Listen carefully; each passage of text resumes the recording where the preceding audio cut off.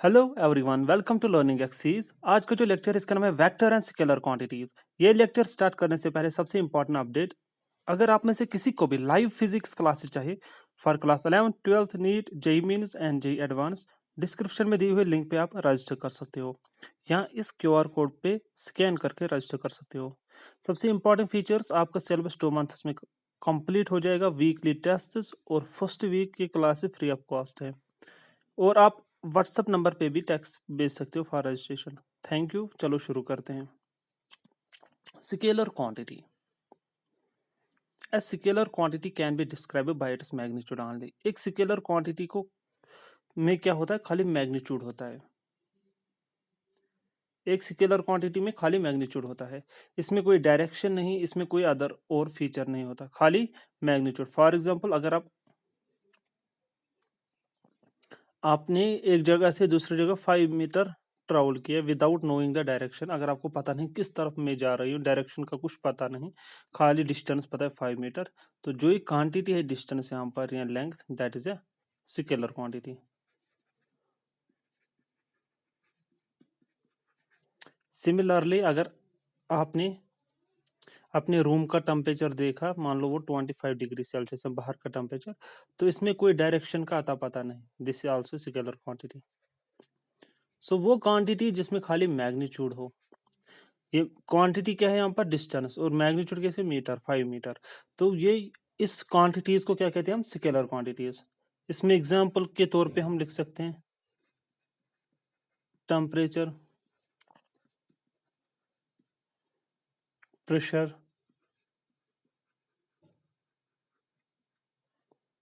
Energy, mass, time, density. These are all क्या है, ये स्केलर क्वांटिटीज। वर्क, क्योंकि इनमें खाली मैग्नीट्यूड है। पावर,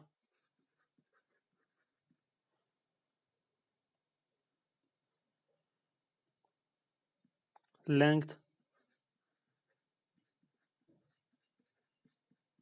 ग्रेविटेशनल कांस्टेंट, जिसको हम कैपिटल जी से डिनोट करते हैं, gravitational constant, this is also scalar quantity,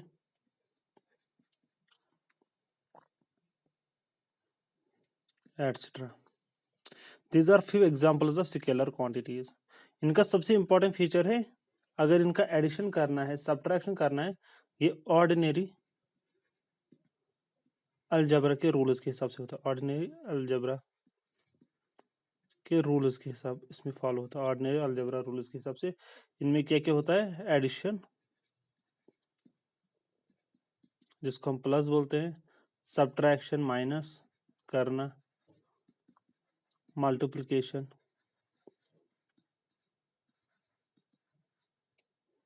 या डिवाइड। फॉर एग्जाम्पल, अगर आपने पहले कोई डिस्टेंस कवर किया 5 मीटर, फिर 2 मीटर और कवर किया, तो टोटल डिस्टेंस कितना हुआ, 7 metre. That is simple rule of addition, जो हम प्लस माइनस करते हैं, जैसे 1 + 1 1, 2 माइनस, जैसे हम सब्ट्रैक्ट करने, मान लो 4 metre minus 2 metre is equal to 2 metre. ऐसे मल्टीप्लीकेशन 5 मीटर इंटू 2 मीटर, या 5 metre into 2, that is equal to 10 metre. इसी तरह हम 10/5, 10 metre divide by 5, that is equal to 2 metre. So ये ऑर्डिनरी अलजेब्रा के रूल्स के हिसाब से यहाँ पर ये यूज होता है। इसमें हमें कोई एक्स्ट्रा फीचर्स नहीं चाहिए, क्योंकि स्केलर क्वांटिटीज वो क्वांटिटीज है जिनमें खाली मैग्नीट्यूड होता है। और सबसे इंपॉर्टेंट फीचर ये है कि इनमें मैग्नीट्यूड है, no direction, no direction, direction नहीं होता इनमें, हमें पता नहीं किस तरफ है। मान लो टेम्परेचर में क्या डायरेक्शन है, pressure, force, energy, mass, force है vector quantity, time, density, work, power. This are the few examples of scalar quantities. अगर हम बात करें वेक्टर क्वांटिटीज, तो सबसे इंपॉर्टेंट फीचर वेक्टर क्वांटिटीज में है कि उनमें मैग्नीट्यूड भी होता है। Vector quantity is a quantity that has magnitude, direction and follows vector law of addition. इसमें डायरेक्शन भी होता है और फॉलो करता है क्या, वेक्टर लॉ ऑफ एडिशन। तीन फीचर्स, एक मैग्नीट्यूड भी होना चाहिए, डायरेक्शन भी होना चाहिए, और फॉलो करना चाहिए vector law of addition. For example मैं आपको इस तरीके से समझा, आप मान लो एक बंदा जिसका नाम है मोहन, वो अपने घर से वेस्ट की तरफ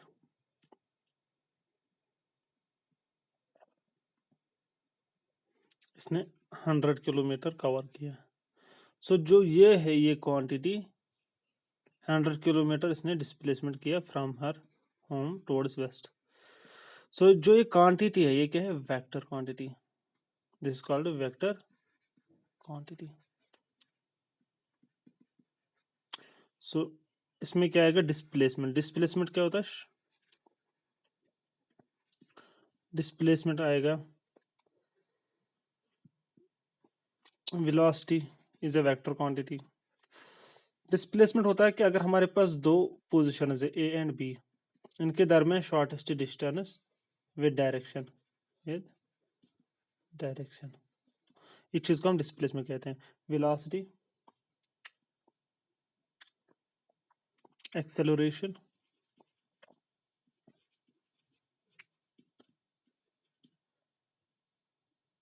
force,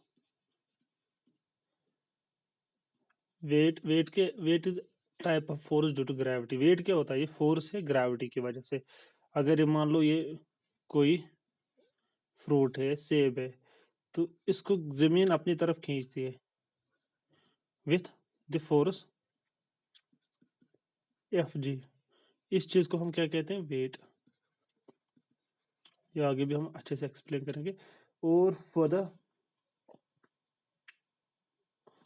acceleration due to gravity, इसको जी जाइज 9.8 मीटर पर सेकंड स्क्वायर। जी भी है vector quantity. Gravitational field strength, जहां पर भी फील्ड है लगभग वहां पर मैग्नेटिक फील्ड,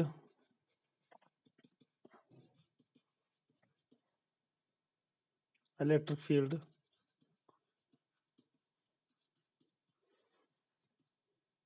डाइपोल मोमेंट,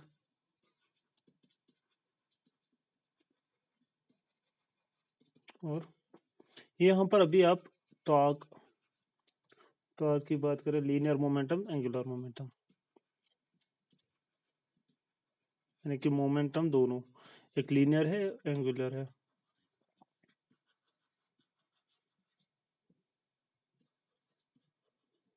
ये सारे एग्जांपल्स है किसका? वेक्टर क्वांटिटीज का। सो अगर हमारे पास डिस्प्लेसमेंट हो, वेलोसिटी, वेलोसिटी क्या होता है? Displacement upon time. Acceleration, rate of change of velocity time. और फिर force mass times acceleration. Weight due to gravitational field strength, magnetic field strength, dipole moment, torque, linear momentum, angular momentum. ये सारी quantities है example किसका? Vectors का। किन किन? क्योंकि इसमें एक मैग्नीट्यूड भी है, डायरेक्शन भी है, और फॉलो करते हैं वेक्टर लॉ ऑफ एडिशन, जो हम आगे स्टडी करेंगे वेक्टर लॉ ऑफ एडिशन होता क्या है। अब हम बात करें कुछ पॉइंट्स की। नोटेशन, वेक्टर नोटेशन, कैसे हम एक वेक्टर को नोटेट करें, दिखाए, लिखे, राइट करें। फॉर एग्जांपल अगर हमारे पास एक वेक्टर ए है, तो हम इसके ऊपर एरो लिख सकते हैं, या बोल्ड लिख सकते हैं, अगर स्मॉल में भी लिख सकते हैं, एरो डाल सकते हैं ऊपर। जो भी लेटर आप यूज करोगे फॉर वेक्टर के लिए, उसके ऊपर एरो डालो तो simple, that is a simple, या आप बोल्ड लिख सकते हो। लेकिन ज्यादातर हम यही एरो वाला यूज करते हैं, ताकि it is without any confusion. अगर मुझे ए लिखना है, हम बोल्ड भी लिख सकते हैं, लेकिन हम ज्यादातर यही यूज करते हैं, एरो वाला। मैग्नीट्यूड क्या है? मैग्नीट्यूड हम ऐसे लिख सकते हैं वेक्टर का, ए हो, बी हो, वट। और दूसरा बात, ग्राफिकल रिप्रेजेंटेशन। मान लो अगर हमारे पास एक्स एंड वाई एक्सिस है, यहाँ पर एक वेक्टर है, इस वेक्टर थीटा बना रहा है एक्स एक्सिस से, इसको बोलते हैं ए वेक्टर है। ये जो वेक्टर है हमारे पास, इसको ग्राफिकली कैसे रिप्रेजेंट किया? किसी प्लेन में रिप्रेजेंट कर सकते हैं, या हम ऐसे भी रिप्रेजेंट कर सकते हैं, दो वेक्टर्स है, ए वेक्टर, बी वेक्टर, या दो फोर्सेस है जो ऐसे बना रहे हैं, हमें नेट फोर्स निकालना है, या ऐसे भी दिखा सकते हैं वेक्टर्स को। ये स्ट्रेट लाइंस है, ये मान लो यहाँ पर 60 डिग्री या वाट एवर, यहाँ पर कितना बना रहा हूँ 120 डिग्री, इसको ए बी सी वेक्टर हम नेट फोर्स निकाल सकते हैं। वेक्टर जो ग्राफिकली हम रिप्रेजेंट करते हैं, ये वाला पार्ट जो वेक्टर का होता है ये हमें बताता है मैग्नीट्यूड, ये मैग्नीट्यूड रिप्रेजेंट करता है। ये जो टॉप वाला पोर्शन है जो एरो, ये डायरेक्शन बताता है विथ रेस्पेक्ट एक्स वाई जी या डायरेक्शन जो गिवन है। अब हम बात करें टाइप्स ऑफ वेक्टर्स की। सबसे फर्स्ट टाइप है unit vector. A vector of unit magnitude, जिसका मैग्नीट्यूड कितना है unit, is called a unit vector. अगर किसी वेक्टर का मैग्नीट्यूड सिंगल यूनिट है तो हम क्या कहते हैं उस वेक्टर को, यूनिट वेक्टर। इसको रिप्रेजेंट किया जाता है बार से। मान लो अगर आपको बी यूनिट वेक्टर लिखना है, अब बी बार, आप इसको ऐसे नहीं लिख सकते खाली बी। इसका सबसे इंपॉर्टेंट फीचर ये है कि खाली डायरेक्शन के लिए हमें यूज होता है, क्योंकि इसका मैग्नीट्यूड क्या होता है, सिंगल वन। इसका मैग्नीट्यूड वन होता है, खाली डायरेक्शन के लिए हम यूज करते हैं। अगर हमें किसी वेक्टर का यूनिट वेक्टर निकालना है तो हम कैसे निकाल सकते हैं, उस वेक्टर को उसके मैग्नीट्यूड से डिवाइड करेंगे तो हमारे पास क्या निकलेगा, खाली डायरेक्शन और एक ही सिंगल यूनिट ऑफ मैग्नीट्यूड।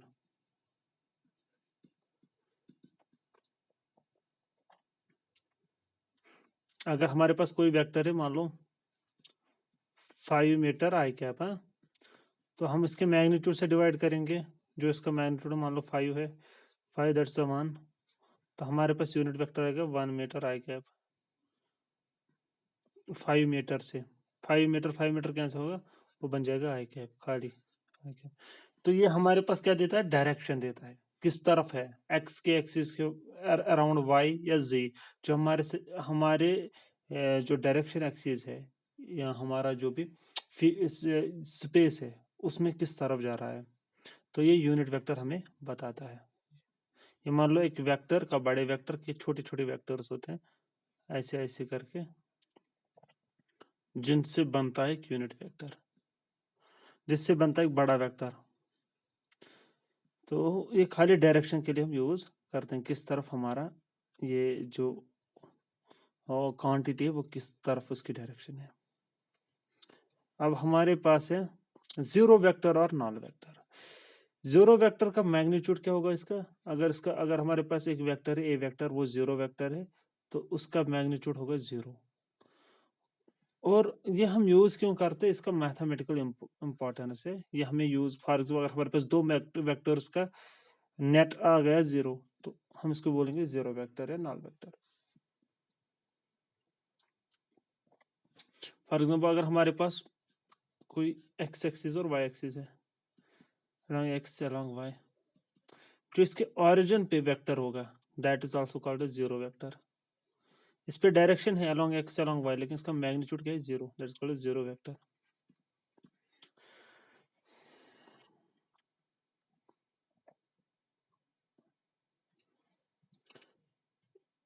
इसके बाद आए इक्वल वेक्टर्स। दो वेक्टर्स को इक्वल तब कहते हैं अगर उनके पास सेम मैग्नीट्यूड हो और सेम डायरेक्शन हो। अगर एक वेक्टर है ए वेक्टर, को हम तब कहते हैं ये बराबर है बी वेक्टर का, जब ए वेक्टर अगर मान लो 6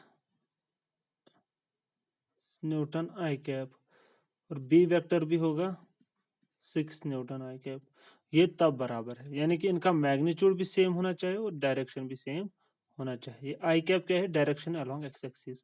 अगर कोई चीज अलोंग एक्स एक्सिस है उसको हम आई कैप से डिनोट करते हैं। ये मान लो ए वेक्टर है, then this is a B vector. समझ आया इक्वल वेक्टर्स, यानी कि दो वेक्टर्स को तब हम इक्वल कहते हैं जब उनका मैग्नीट्यूड भी सेम हो और डायरेक्शन भी सेम हो। जैसे यहाँ पर ए और बी के केस में हमने देखा, यहाँ पर बी वेक्टर और ए के केस में इसका भी मैग्नीट्यूड 6n है, इसका मैग्नीट्यूड भी 6n है, और डायरेक्शन भी आई कैप है, डायरेक्शन भी आई कैप है। तो बोथ जब दो वेक्टर्स का मैग्नीट्यूड और डायरेक्शन सेम है तब हम उनको इक्वल वेक्टर्स कहते हैं। पैरेलल वेक्टर्स, दो वेक्टर्स को तब पैरेलल कहते हैं जब उनकी डायरेक्शन सेम हो। अगर हमारे पास मान लो ये एक्स एक्सिस है, अगर दो वेक्टर्स हैं यहाँ पर, इस वेक्टर का नाम हम ए वेक्टर लिखेंगे और एक और वेक्टर है बी वेक्टर। अगर दोनों अलोंग एक्स एक्सिस पैरेलल है एक्स एक्सिस का, यानी कि ए वेक्टर भी एक्स को पैरेलल है, बी भी, यानी ये एक दूसरे को पैरेलल है। मैग्नीट्यूड चाहे डिफरेंट हो या सेम हो, ये मैटर नहीं करता है। मैग्नीट्यूड अगर मैग्नीट्यूड सेम हो या डिफरेंट कोई फर्क नहीं, लेकिन डायरेक्शन सेम होना चाहिए, तब हम ए वेक्टर को कह सकते हैं ये है पैरेलल किसका, बी वेक्टर को, क्योंकि इनका डायरेक्शन सेम है। जो एंगल है हॉरिजॉन्टल एक्सिस के बना रहा है वो क्या बना रहा है, 0 डिग्री। ए वेक्टर भी 0 डिग्री बना, बी यानी कि अलोंग एक्स एक्सिस है। तो इसलिए ये दो वेक्टर्स से क्या क्या क्या कहेंगे हम, पैरेलल वेक्टर्स। दो वेक्टर्स तब पैरेलल है जब उनका डायरेक्शन सेम हो, मैग्नीट्यूड सेम हो या ना। अगर मैग्नीट्यूड सेम है they are also parallel vectors, magnitude ना हो सेम तब भी पैरेलल वेक्टर्स है, अगर डायरेक्शन सेम है। इसी तरह हमारे पास है एंटी पैरेलल वेक्टर्स। दो वेक्टर्स को एंटी पैरेलल तब कहते हैं जब वो opposite, exactly opposite each other है, मैग्नीट्यूड चाहे सेम हो या डिफरेंट हो। ये एक वेक्टर है, ये एक वेक्टर है, ये मान लो ये अलोंग एक्स डैश मूव कर रहा है, ये सॉरी ये अलोंग एक्स मूव कर रहा है, ये अलोंग एक्स डैश मूव कर रहा है। अगर ये एक्सिस है, ये है एक्स इसका, ये है वाई, ये है एक्स डैश। अगर ये अलोंग एक्स मूव करे, ये अलोंग एक्स डैश मूव करे, दो वेक्टर्स को तब हम एंटी पैरेलल कह सकते हैं। अगर इसका नाम रखेंगे ए वेक्टर और बी वेक्टर, ये तब एंटी पैरेलल है जब इनका डायरेक्शन अपोजिट हो, अगर एक अपवर्ड से दूसरा डाउनवर्ड्स। मैग्नीट्यूड सेम हो या ना हो कोई फर्क नहीं पड़ा, मैग्नीट्यूड सेम हो या डिफरेंट, सेम और डिफरेंट, उससे कोई एंटी पैरेलल फीचर्स पे इम्पैक्ट नहीं पड़ेगा। लेकिन ये एंटी पैरेलल है जब इनका डायरेक्शन अपोजिट हो। इसके बाद है हमारे पास नेगेटिव वेक्टर्स। दो वेक्टर्स को हम नेगेटिव तब कहते हैं जब इनका मैग्नीट्यूड भी सेम हो और अपोजिट डायरेक्शन में हो। मान लो अगर एक वेक्टर ए वेक्टर है, दूसरा सेम है एग्जैक्टली, इसका मैग्नीट्यूड सेम है, ए वेक्टर और बी वेक्टर, ये दोनों कैसे है, A vector is equal to minus B vector. अगर एक है 5 मीटर आई कैप, दूसरा है -5 मीटर आई कैप, एक दूसरे के अपोजिट, मैग्नीट्यूड भी सेम है लेकिन direction opposite due to minus sign.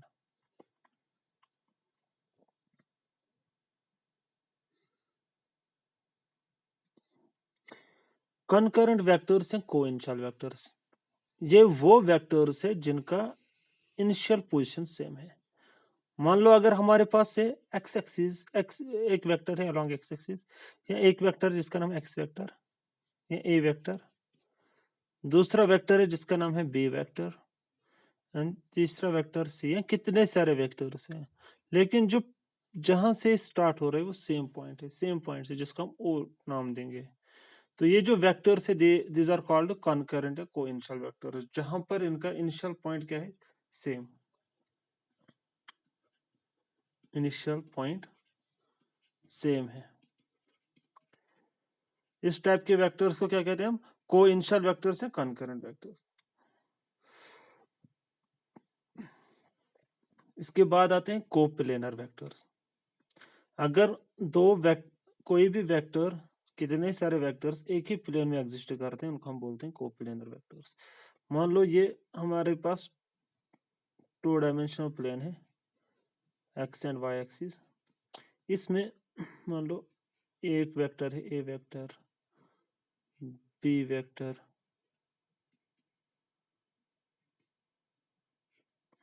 C vector. ये जो ए वेक्टर है, बी वेक्टर है, सी वेक्टर है, ये क्या है, कोप्लेनर वेक्टर, यानी कि एक ही प्लेन में एग्जिस्ट कर रहे हैं, इसको बोलते हैं कोप्लेनर वेक्टर, कोप्लेनर वेक्टर्स।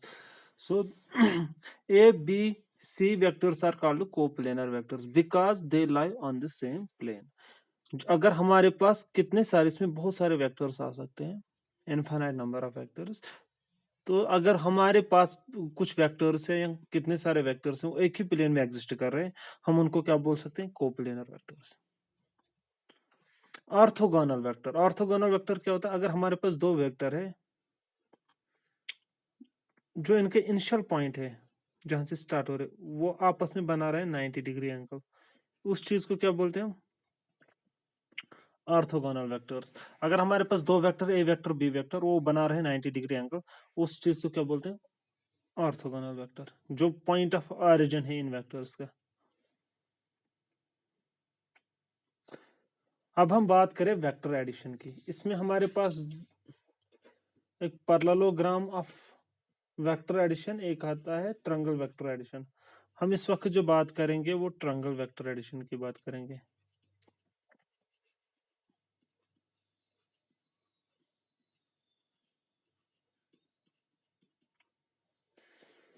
अगर मान लो कोई सा ऑब्जेक्ट है, कोई इंसान या कोई चीज, वो अपने पोजीशन से ऐसा अपने घर से मान लो ऐसे मूव किया टुवर्ड्स दिस पॉइंट बी, वहां से भी कुछ करके ऐसे सी पॉइंट तक आ गया। अब हमें बताना है कि हम क्या करेंगे। सबसे पहले वेक्टर हम इस ए से बी तक एक स्ट्रेट लाइन ड्रा करेंगे, ये हमें बताएगा इसका डिस्प्लेसमेंट या वेलोसिटी। अगर हमें डिस्प्लेसमेंट निकालना तो डिस्प्लेसमेंट ए टू बी कितनी है, और फिर बी टू सी,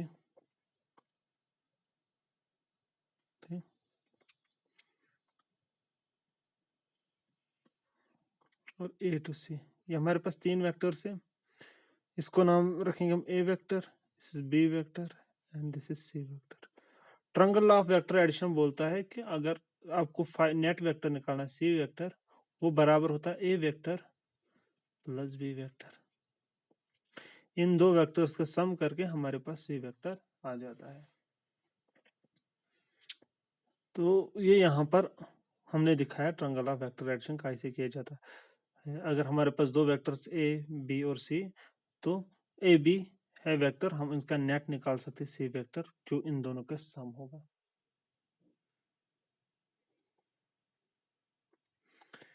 अब हम बात करें प्रॉपर्टीज की, तो प्रॉपर्टीज में सबसे पहले कम्यूटेटिव लॉ। कम्यूटेटिव लॉ क्या कहता है? कम्यूटेटिव लॉ ये फीचर बोलता है अगर हमारे पास दो वेक्टर है, मान लो ऐसे एक वेक्टर और ये हमारे पास इनका नेट वेक्टर है, A vector B vector C vector. ये कहता है कि A vector plus B vector जो होता है वो होता है बराबर B vector plus A vector के बराबर। दिस इज, यानी कि वेक्टर एडिशन में order does not matter, order does not matter, order does not, आप किस तरीके से सम करोगे does not matter. This is called commutative law. और दूसरा होता है एसोसिएटिव लॉ। एसोसिएटिव लॉ क्या बोलता है? अगर हमारे पास ये वेक्टर से तीन वेक्टर, जैसे हम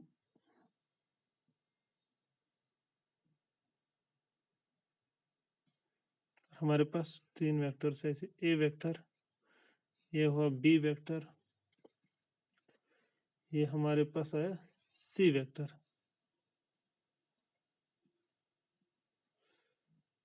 तो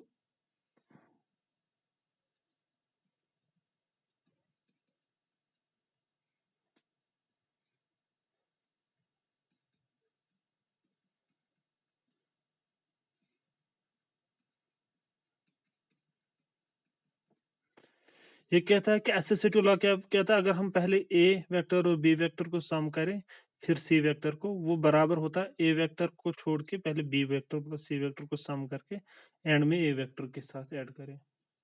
दिस इज एसोसिएटिव लॉ। यानी कि commutative law order does not matter, A vector plus B vector को सम करो या बी वेक्टर या ए वेक्टर को सम करो। यहाँ पर पहले इन दोनों को सम करो फिर सी वेक्टर ऐड करो, या पहले इन दोनों को सम करो फिर ए वेक्टर ऐड करो। It does not have any implication on vector addition.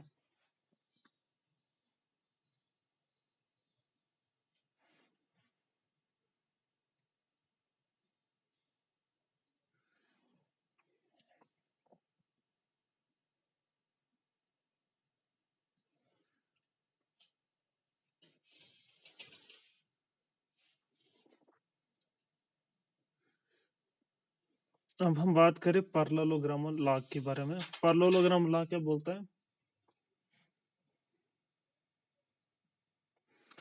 Parallelogram law बोल रहा है कि अगर हमारे पास दो वेक्टर है, मान लो ऐसे,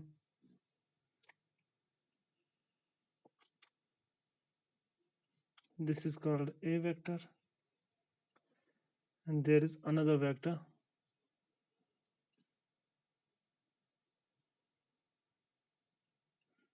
that's called b vector. इनका कोइंशियल पॉइंट सेम है।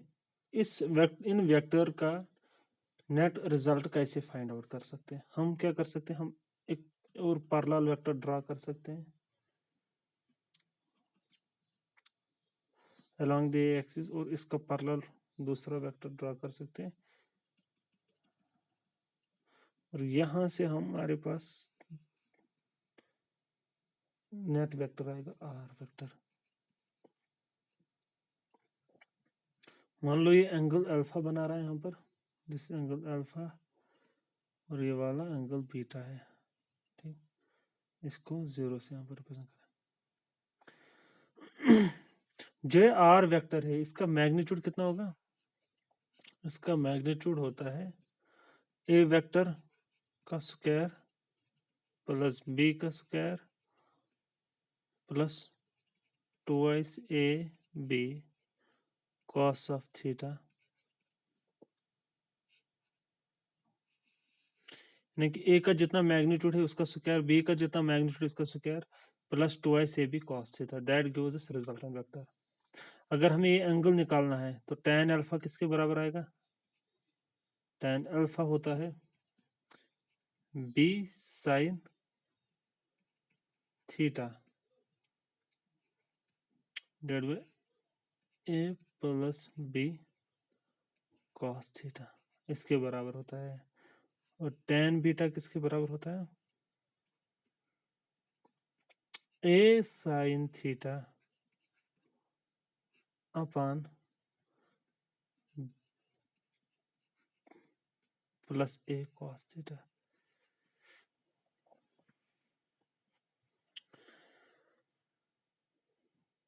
अगर थीटा हमारे पास 0 है, theta is equal to 0 degree, cos zero कितना होता है? 1, जो ऊपर यहाँ पर cos 0 क्या होगा? 1, cos 0 degree is equal to 1। तो हमारे पास r जो होगा, magnitude of r, that is maximum.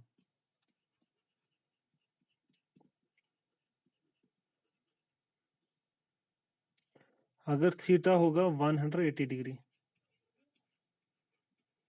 cos 180 कितना होता है? -1, जो मैग्नीट्यूड ऑफ r होगा वो क्या होगा? मिनिमम।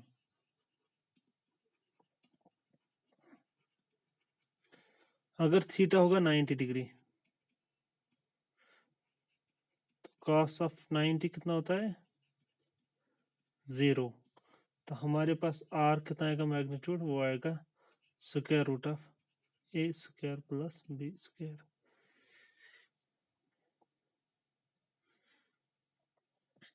तो पैरेललोग्राम लॉ के हिसाब से अगर हमारे पास दो वेक्टर है जो कोइंशियल है, इनका रिजल्टेंट निकालना है, तो हम कैसे रिजल्टेंट निकाल सकते हैं? हम एक पैरेललोग्राम ड्रा करेंगे और फिर हम r का मैग्नीट्यूड भी देख सकते हैं, रिजल्टेंट वेक्टर r का। तो इनका एंगल भी निकाल सकते हैं, डायरेक्शन विथ रेस्पेक्ट टू ए, और बीटा भी निकाल सकते हैं। और हमारे पास 3 इसके इम्पोर्टेंट फीचर्स है। अगर 0 डिग्री होगा तो मैक्सिमम, 180 मिनिमम, और 90 डिग्री तो फिर ये बन जाता है square root of A square plus B square.